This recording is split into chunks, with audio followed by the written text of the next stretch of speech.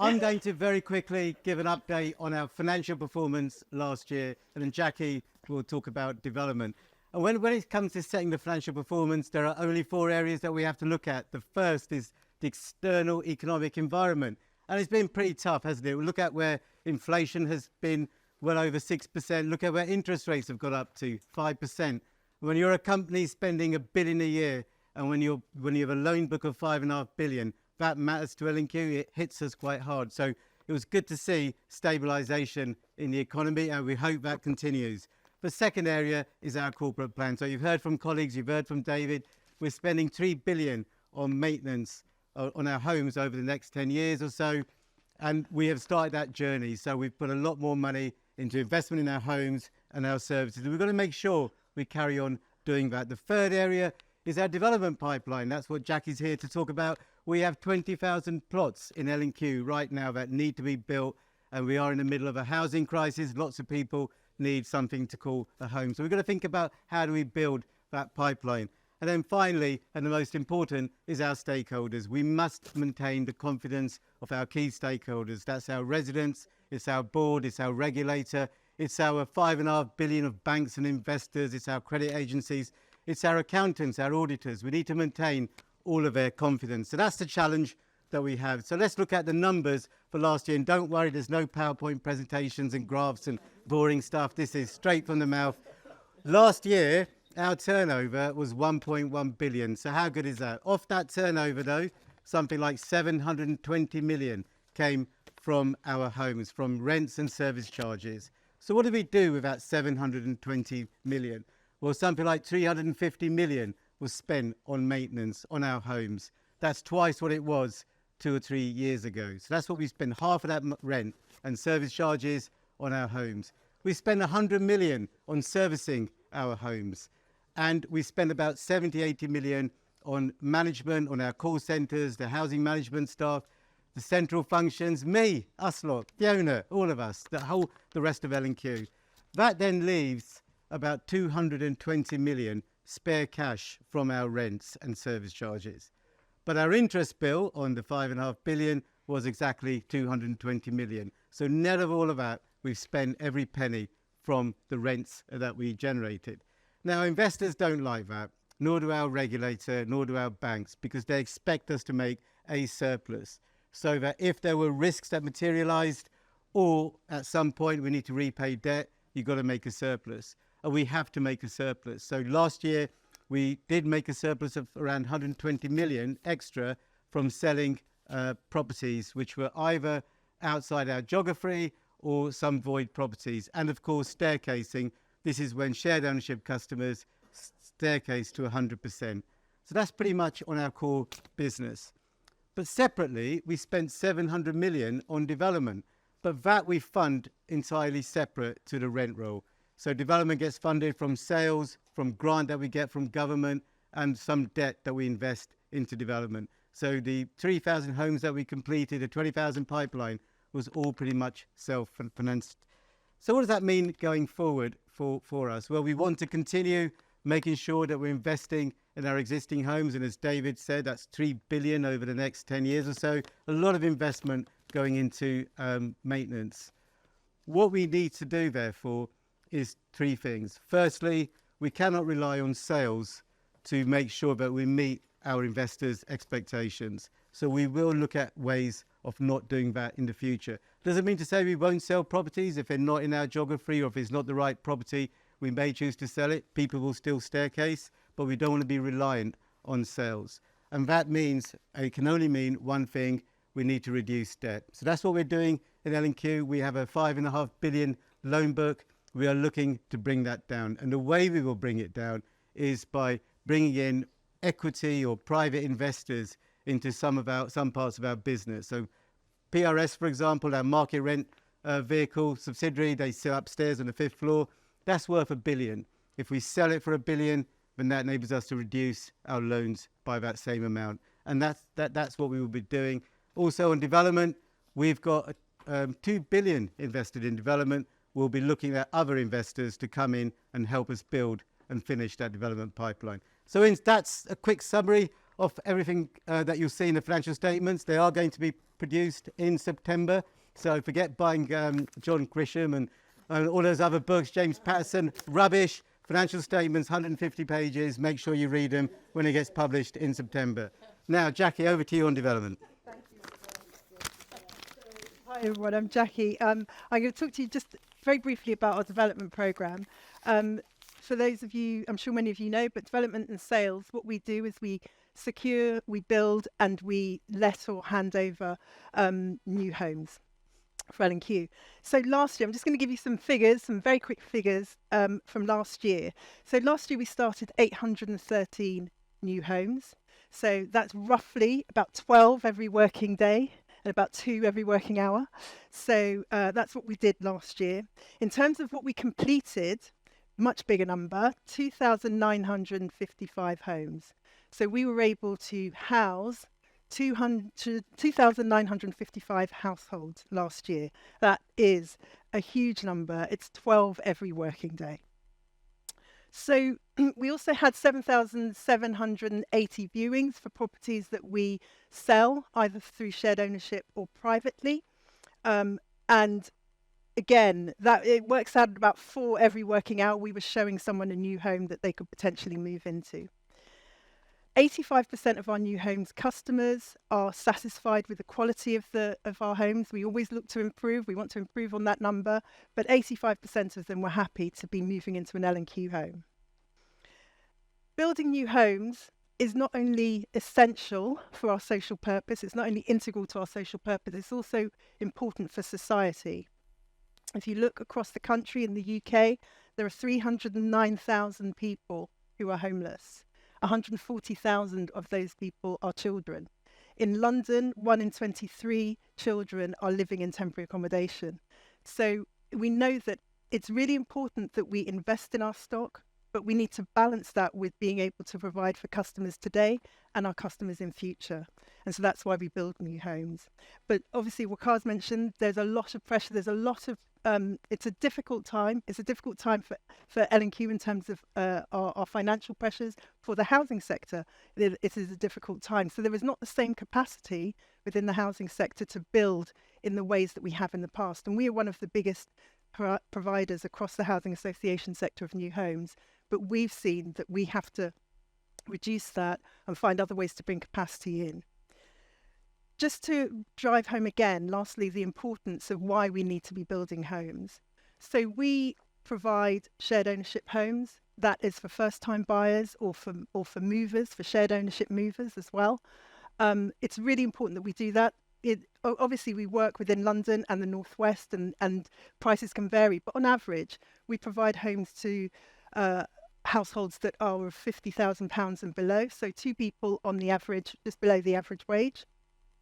If someone wanted to buy a new home in the UK now, on average, they need a £50,000 deposit and they need to be on an income of 55k. So if we don't provide those new homes, if the housing sector doesn't provide those new homes, it's, you know, that number, that 309,000 number that I mentioned is not going to go down. And very lastly, Europe, in Europe, the UK has the highest level of homelessness. It is a third higher than France. We are 50% higher than Germany. And that's why we need to build new homes. So as Waqar mentioned, we're looking at different ways. We know that we need to continue to invest in our stock. That is where our focus is. That is where the focus of our resources is. But one of the things that we're going to be doing is looking at how we can bring more funding in, more equity in, to enable us to continue to provide the homes that are so desperately needed. So I will finish there and allow you to ask some questions if you have any. So, as I said, it's a brief question. I don't want to keep people very long from lunch.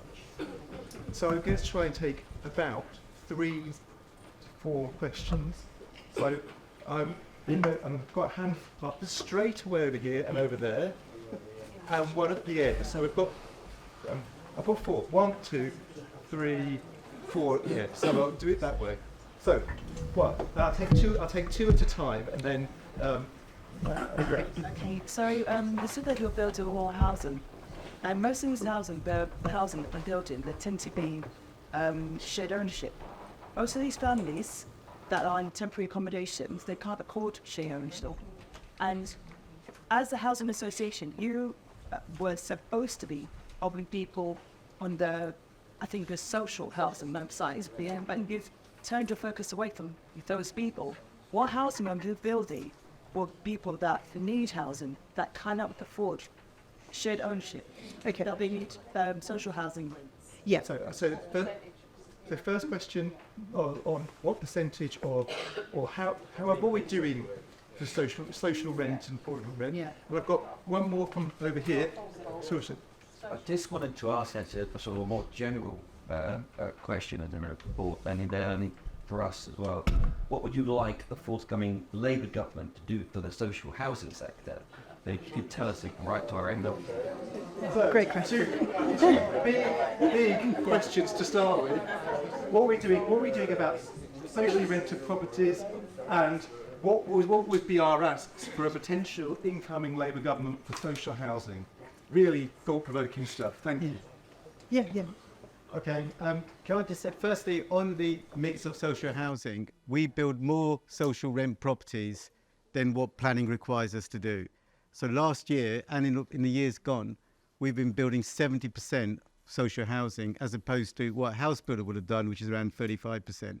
But you're absolutely right. There is a much need to build more shared ownership properties to make projects work.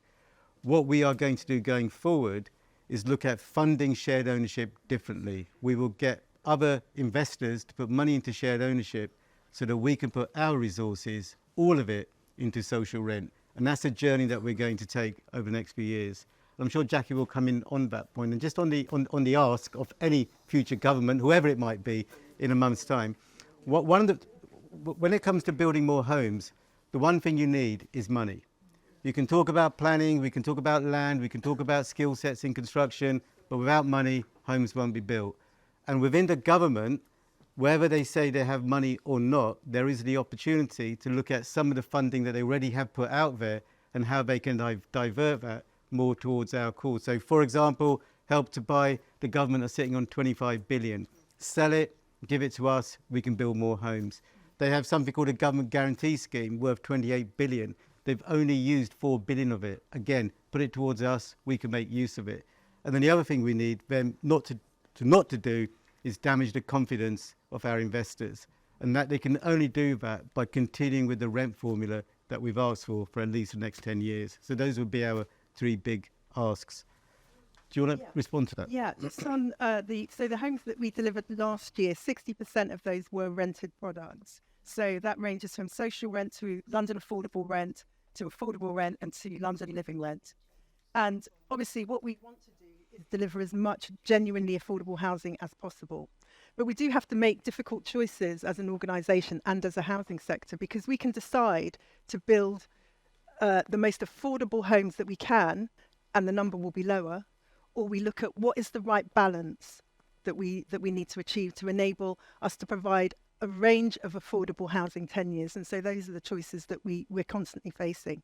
But you're right, we want to be able to provide social rented housing. There's no doubt about it. Social rented housing is the most affordable form of housing across the country. And that's what we want to maximise. But to do that, we need to have grant. So my answer, following on from Waqar, my ask of any government coming in is, can we have more grant to be able to build the most affordable forms of housing? Okay, thank you. So we've got a question from over here, in this end of the room. So my question is, you were speaking about, housing stock, and especially for people who are renting social housing. So I live on an estate that last year, from what I could see, there were 6 empty properties. One of the properties, kind of going back 2 years ago, someone moved out. There were L&Q operatives in there working around the clock. They were even working on Christmas Day, Boxing Day. So that told me this property is going to be let imminently. It was another probably year and a half before someone moved in there.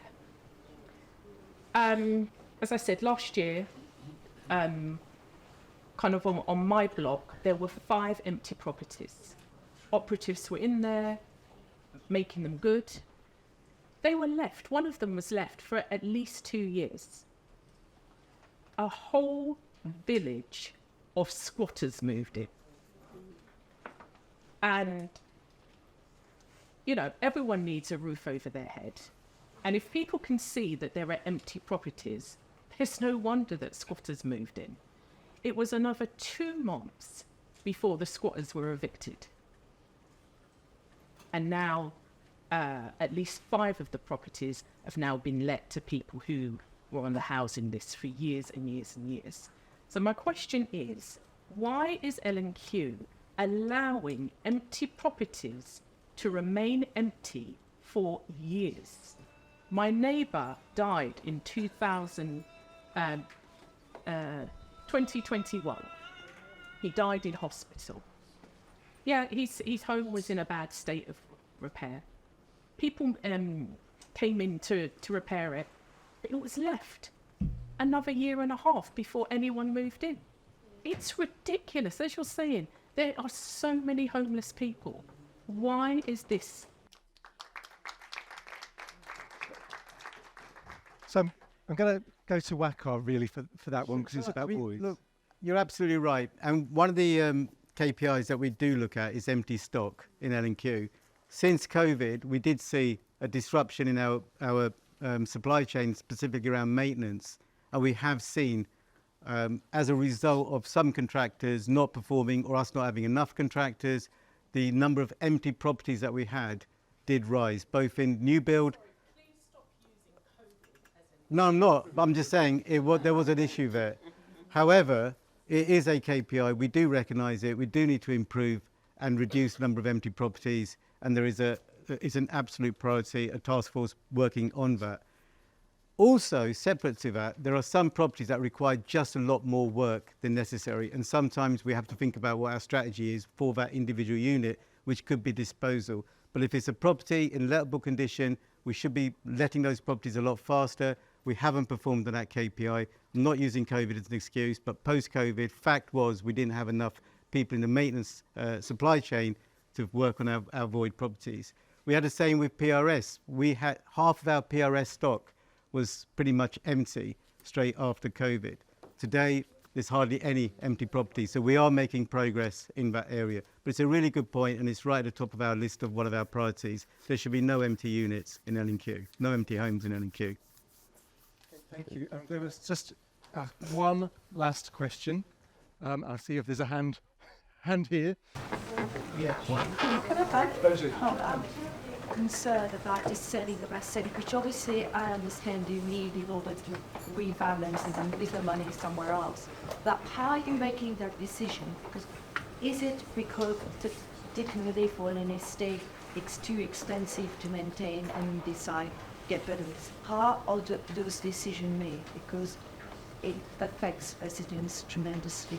Yeah, we're very careful about which properties we choose to sell. So firstly, half of the properties that we actually sell are not in our control. It's where they are shared ownership properties and the customer or the leaseholder chooses to exercise their right to staircase to 100%. So that's about half of the income that we generate from selling properties. There are also certain parts of England and the locations that we don't want to be operating in the future. It's better for other organisations to operate there. So we are selling stock to other housing associations. That's the second part, in areas where they can manage those stocks better. This is stuff outside London. And then finally, if it's a property in our core area like London, we don't just choose to sell it. We have to look at whether it makes economic sense to keep it and rent it, or is it better for us to actually sell it? So those are very careful decisions. What about if you are that in Richmond, for example, you are between two charities, which is yours, and another one which owns the land, and there's a lot of maintenance to be done to that estate. I'm thinking of the Peninsula estate, for example. Right. How would you operate if you suddenly decided it's too expensive to maintain? Well, after One you. of the things that we look at when we're looking at properties that are economically expensive to maintain or to renew, we do have to look at whether there are other options around delivering homes in that area. So one of the things that we will look at is the balance between the spend that we need to make on that home and its long-term direction of travel for it. So if we're going to need to spend a lot of money, but it's only going to give it a 20-year life or a 30-year life, then we need to sometimes make those difficult decisions about, do we sell it, or can we take an area and work on regeneration? But it goes back to my opening point. As an organisation, we do not want to be reliant on selling properties. We have increased our maintenance spend over the next 10 years by £1 billion. Our interest bill has gone up by 60 million a year. Something has to give. Right now, we are selling properties. In the future, and very short future, we'll get to a position where we don't have to sell. If we choose to sell, it'll be for all the right reasons. And what we will sell is our PRS portfolio, because that will enable L&Q not to have to think about selling social housing assets, social housing homes, unless it makes sense. Yeah. Okay. Good question. Thank you, everybody.